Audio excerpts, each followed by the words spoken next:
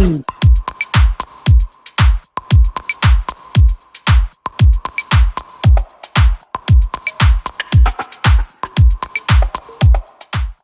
we were introduced to a workshop. During this workshop, we built a robotic airplane and it was very fascinating. So first thing that we did was watch the presentation. During this presentation, I learned about how the airplanes are built, and then after the presentation, we started constructing our airplane. We started building. We read the construction book and we saw what we had to build. This was a very fun part. After that, we went and started programming. We tested our airplane the first time and it functioned, but we still had to add a few more parts. Then we added more programs to make sure it would go to gate 1, and then we tested it again and it functioned correctly. It was a very fun experience. Thank you, Airbus. Thank you, Airbus.